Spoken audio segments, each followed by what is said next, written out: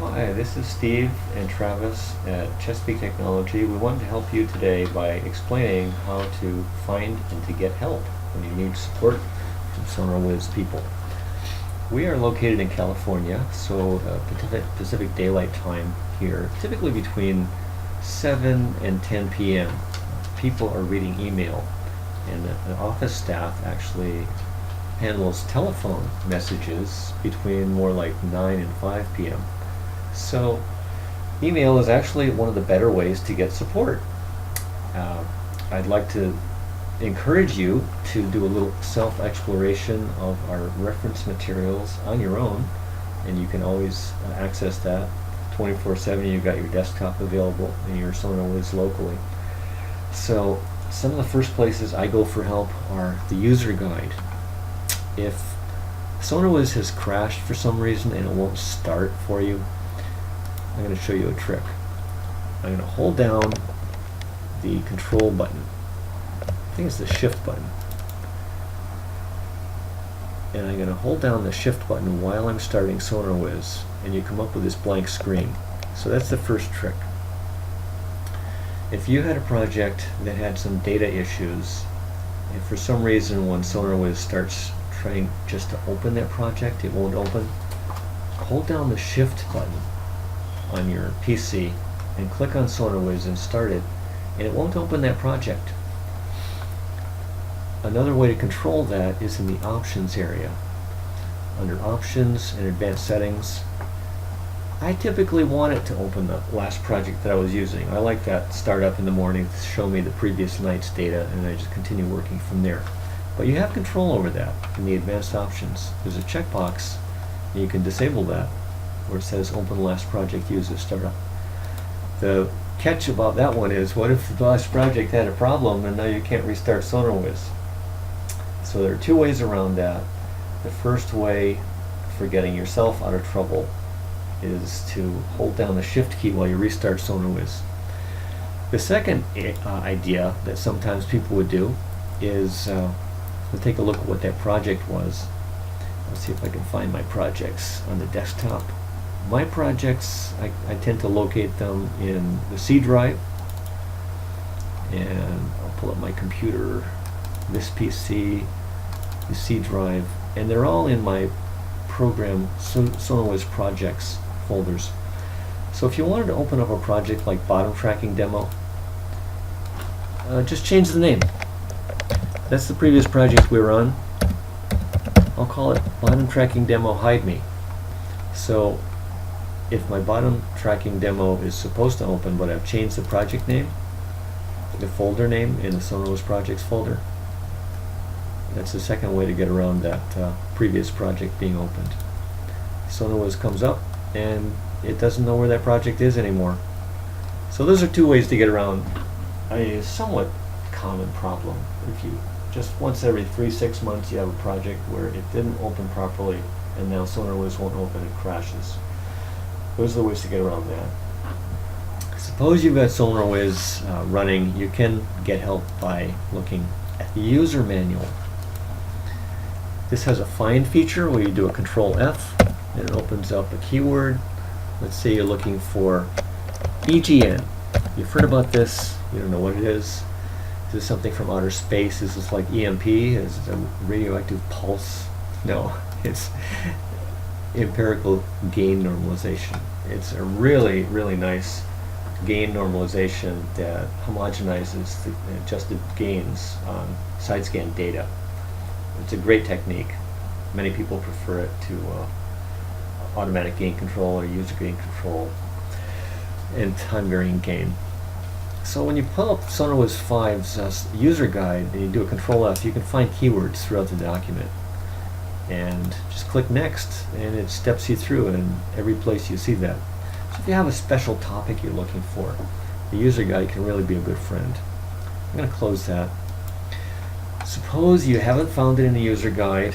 Another place to look is a set of special PDFs that we carry. We've started doing this in SonarWiz, and I'll up here to the local disk C. I've got a Program Files 86 folder, Chesapeake, in SonarWiz 6, this is where I installed SonarWiz 6. SonarWiz 5 is much the same, but it will be the SonarWiz 5 folder. Open up your docs subfolder, and there is just a huge amount of information here beyond the user guide. Some of these special utilities, not all of them described in the user guide, but you can find them here. Here's a good one. Bathymetry Navigation Replacement Technique 1. Let's see what's going on there. So you can open up the document, you get a nice table of contents, and it explains what's going on with that. This one I think was a special technique of injecting XY data, position data, into a bathymetry file that you've imported into SonarWiz when you want to adjust it. Let's see, there's another one that's going to be helpful. Let's see what we got here. There we go, support spec, uploading files to CTI. This one's really helpful. You can open the document there, or you can find it by going on the main website for support. Look under tutorials. The first document that shows up is how to upload files to CTI. Now the reason we ask for this is that sometimes you have different versions of SonarWiz out there in the world, and we want to know what kind you've got. What are you using, SonarWiz 5 or SonarWiz 6, and which version? We don't expect you to understand and remember all of the different versions of SonarWiz that we have out there. But we'll try to help you with that. We just want to know which one you're using. Second issue is we'd like to be sure that you're getting value out of your extended maintenance agreement. So if you share with us your information about what license key you're using, we can look it up. Kind of like a car dealership says how many thousand miles on your car. And they might want to sell you, a tune-up to 30,000 miles. Well, we're actually just trying to give you the money's worth that you bought already. If you've been paying for an EMA, and I know there's some people out there that do this, and they pay the EMA, but they never upgraded their SonarWiz. And when you get an EMA renewal, it allows you to upgrade your license key. You have to do this with a DEC file, a license update file. And even if you do that, it's not going to do you much unless you then upgrade to install newer software. So if you tell me you're using SonarWiz 505 and you've got a current extended maintenance agreement, we're going to ask you if you'd like to try SonarWiz 5.08 or 6.01.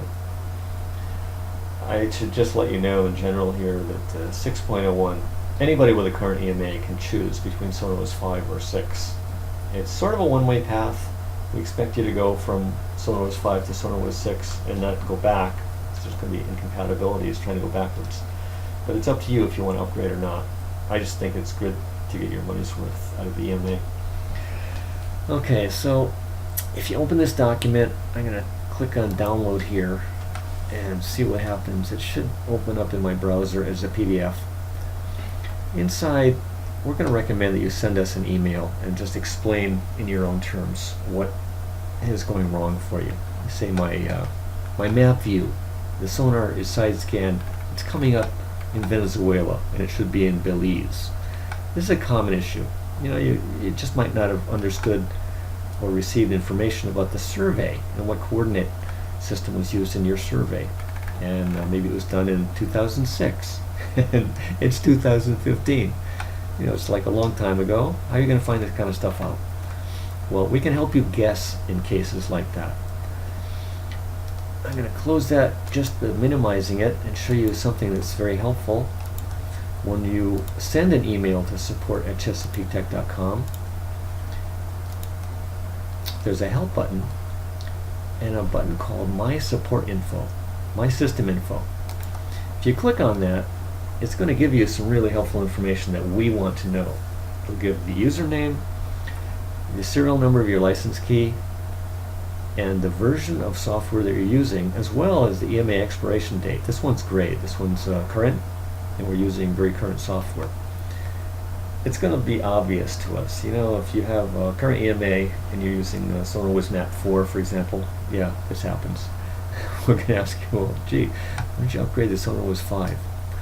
But if you have a current version, and like it's 508.007 and you have a problem, we might know that your problem was fixed in 508.008.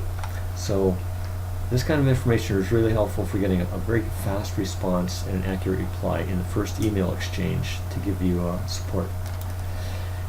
When you do that, you can actually copy to clipboard or click on email. Let's see if the email client is set up on this PC. If it is, this opens an email to us and it will automatically attach the log file and in some cases the open project MML file. So that's the next thing that I should review with you. The MML file is really helpful. If you send that along with any request for help, send your My Support information. The project MML file tells us how many lines you've imported, whether it's magnetometry or sonar. It tells us the project coordinate system that you use for your project, the location of the project, latitude and longitude, and what the import coordinate system was. So getting all that up front, don't worry that you're going to overwhelm us with data. We love data. And if you send information like that up front, it's just going to make the support exchange cycle that much faster. We will be more quick to supply an accurate answer in response to your problem. If you have sent us an email, we open up a problem report in our database, and let's see, if I pull up that PDF I had, uploading files is usually the next thing we'll ask for if you have not already sent it to us. We've got a website that we use. It's a file transfer website, and we have an uplink URL, Uniform Resource Locator. And this is the link that we would pass to you. When you click on that, let's see what happens. What we want to see happen is that an uplink is created through hightail.com, and it opens a little window like this saying Chesapeake Tech to Support.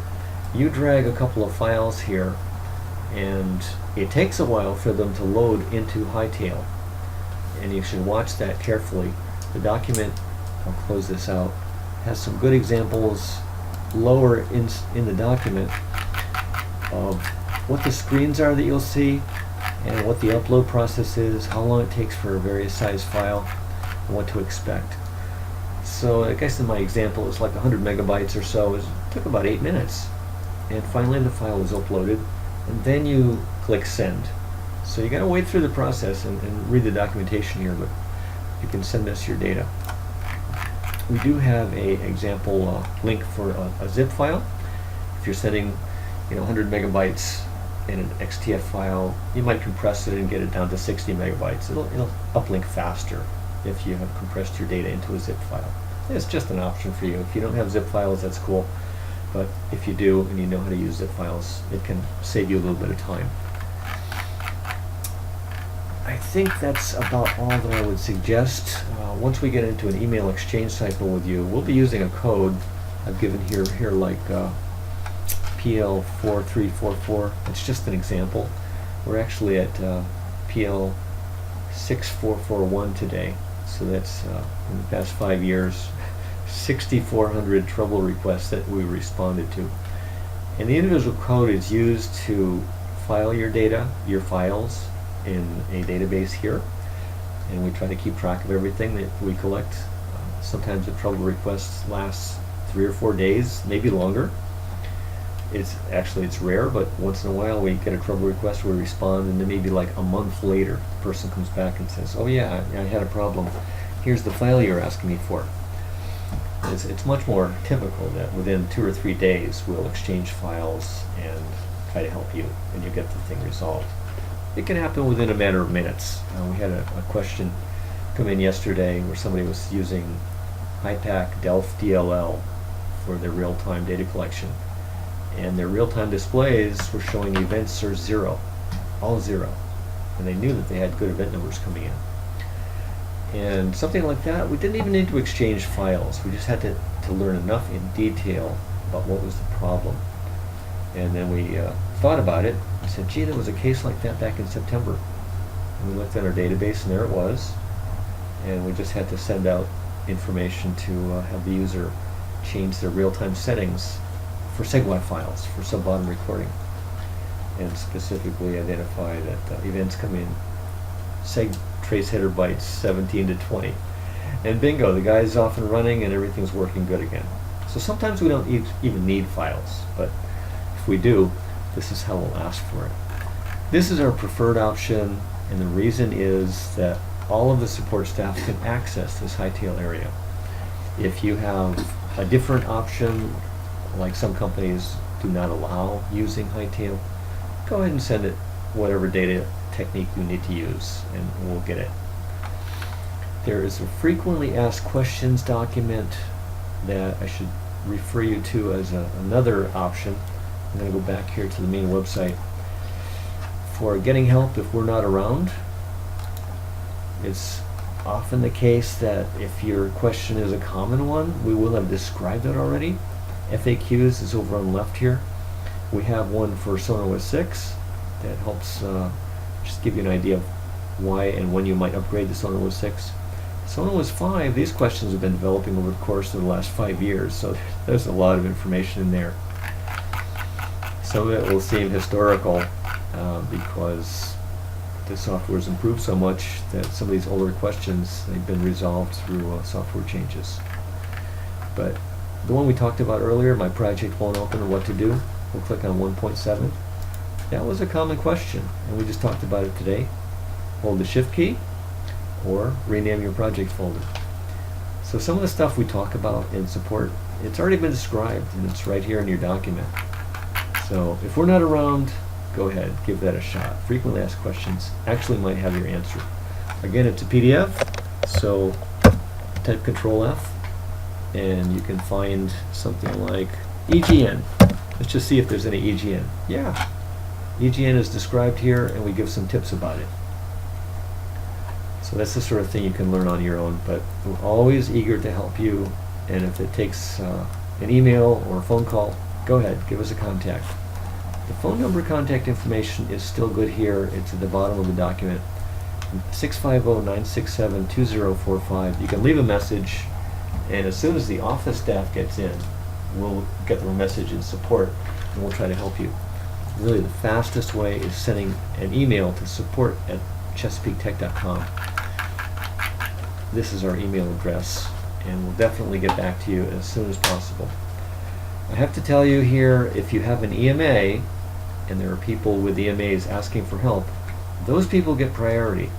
So if you don't have an EMA, you've got 2-year-old software, 3-year-old, and you didn't pay for the maintenance fee, those help requests come in at second priority, and we try to help everyone with an EMA first before we get to the non-EMA customers. Well, that's just a priority system, and let you know you definitely get priority support if you have an EMA. Well, thanks for watching this, and I hope that explains in more detail what we do for support and how we try to help you. And I look forward to having you call in for support sometime.